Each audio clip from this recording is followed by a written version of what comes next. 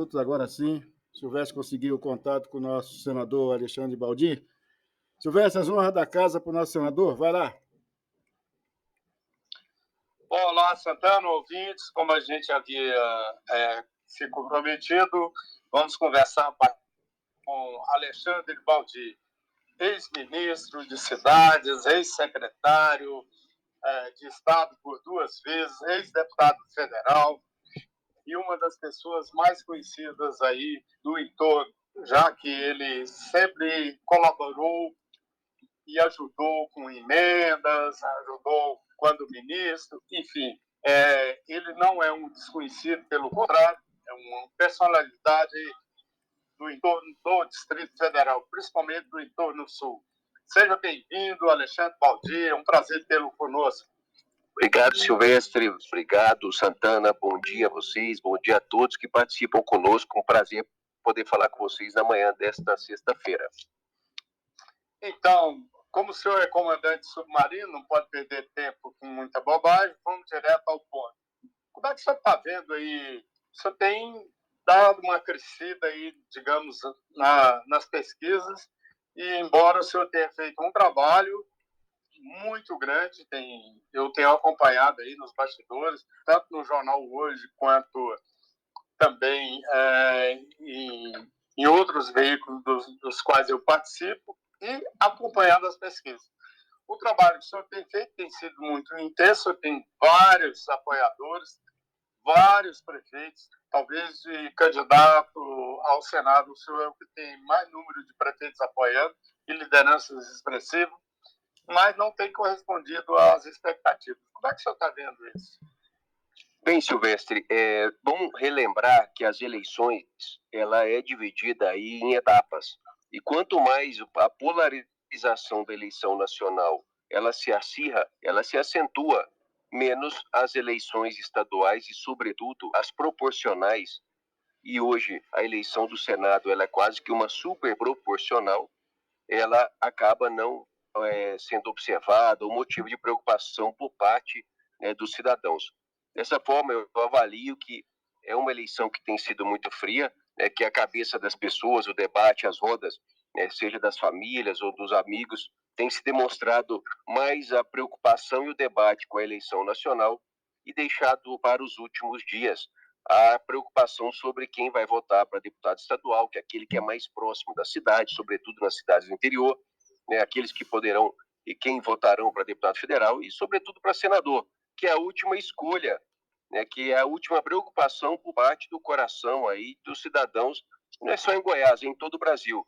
E é dessa forma que eu lhe respondo que a avaliação das pesquisas ela é observada. Nós já mais do que dobramos em qualquer aí instituto de pesquisa. Então, é um trabalho árduo, é uma dedicação intensa, um reconhecimento daquilo que nós já desempenhamos, podendo ajudar as cidades, relembrando que eu fui o parlamentar que mais trouxe recursos para o Estado, e isso se reflete em benefícios, em obras para a saúde, para a educação, para a infraestrutura, enfim, para a transformação, para a melhor da vida das pessoas. Mas é paciência, trabalho, dedicação, e, é claro, tem que ter muita avaliação criteriosa e de cidade a cidade para deixar esse momento aí, que são os últimos 15 dias, onde ocorrerá o aquecimento do debate eleitoral.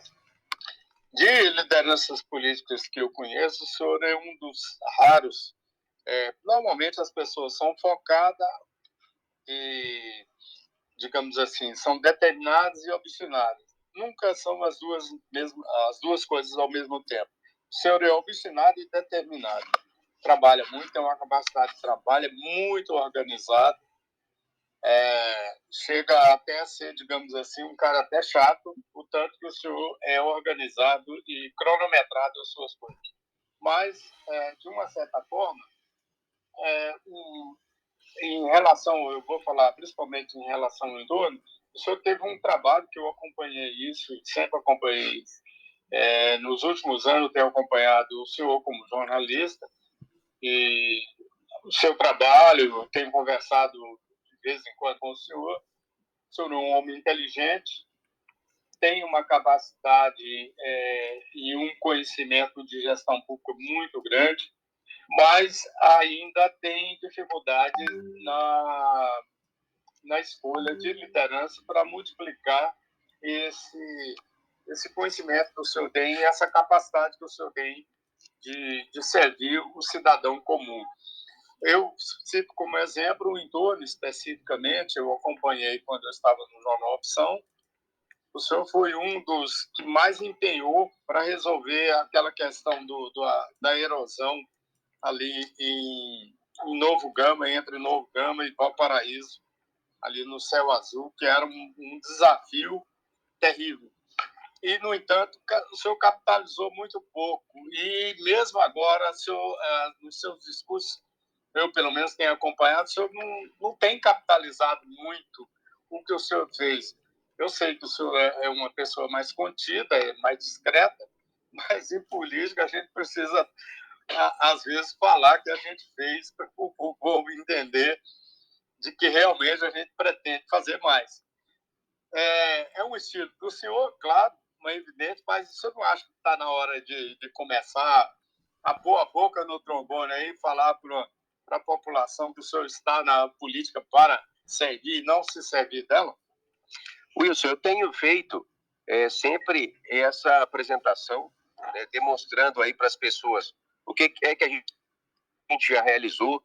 Nas minhas visitas a Novo Gama, eu sempre reitero o que nós já fizemos pela cidade. Não é que eu fui uma das pessoas, eu fui aquele que colocou cada real para poder resolver dois problemas graves da cidade, que eram as duas maiores erosões, os conhecidos como Buracão do Pedregal e Buracão do Lago Azul. Portanto, são duas obras de quase 50 milhões de reais que eu consegui todos os recursos para que, primeiro, o do Lago Azul fosse inaugurado e depois a do Pedregal, que já estavam ali engolindo quase 100 casas. Portanto, eu tenho sempre relembrado a população de Novo Gama que aquelas obras que eram importantes, a população contou comigo.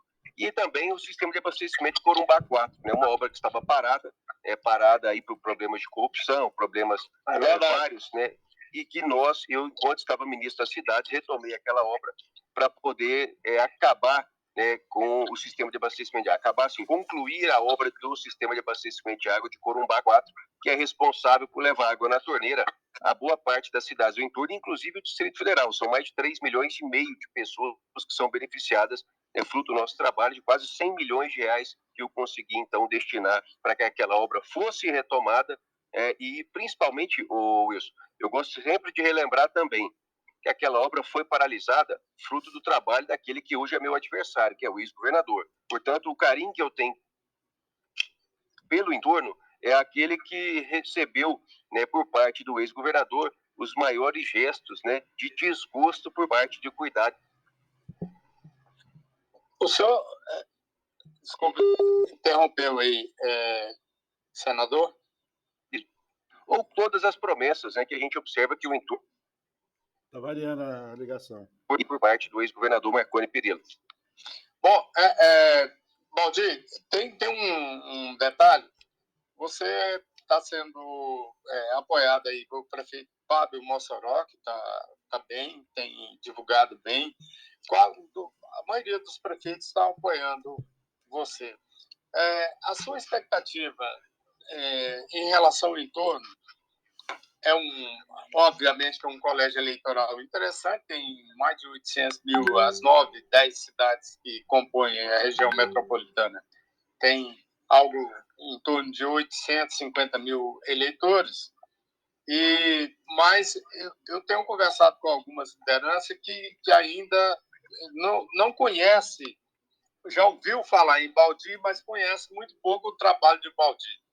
O senhor pretende intensificar nessa reta final aí, por exemplo, essa divulgação disso que nós acabamos de falar agora, sobre o seu trabalho e a importância da sua ação política para beneficiar uma população importante, e também falar um pouco dos programas sociais dos quais o senhor quer implementar caso venha a ser senador? Wilson Silvestre, eu tenho feito já nos últimos dias visitas diárias às cidades do entorno, demonstrando o que nós fizemos pelo entorno, certo? Inclusive comparando o que os outros não fizeram pelo entorno. Lembrando que Valparaíso, onde nós somos apoiados pelo prefeito Fábio Mossoró, eu liberei, quando ministro, quase 115 milhões de reais para obras do PAC integrado, que estava paralisado há muitos anos. E aí, se você observar que o trabalho do Ministério era liberar o recurso para que a obra fosse dada continuidade, depois foi necessário que a Saneago pudesse cumprir a sua parte na responsabilidade para que a obra, ela de fato, iniciasse. E a Saneago acabou, então, na gestão também do ex-governador Marconi Perillo, deixando de lado, e essa obra até o momento não foi realizada. Portanto, eu estou sendo bastante esclarecedor daquilo que eu consegui fazer, né, pelas cidades do entorno, pelo Valparaíso, por Novo Gama, por Cidade Ocidental, por Lusiânia, obras importantes como Lusiânia foi dado continuidade. Foram 64 milhões de reais pelo PAC integrado, que estava há quase 8 anos de espera por parte da cidade, e eu consegui liberar o recurso, e a prefeitura hoje, nas mãos do prefeito Diego Sorgato, deu continuidade, já entregou já uma escola de quase 4 milhões de investimento, tem feito as obras de infraestrutura com vias urbanas, com galeria de água pluvial.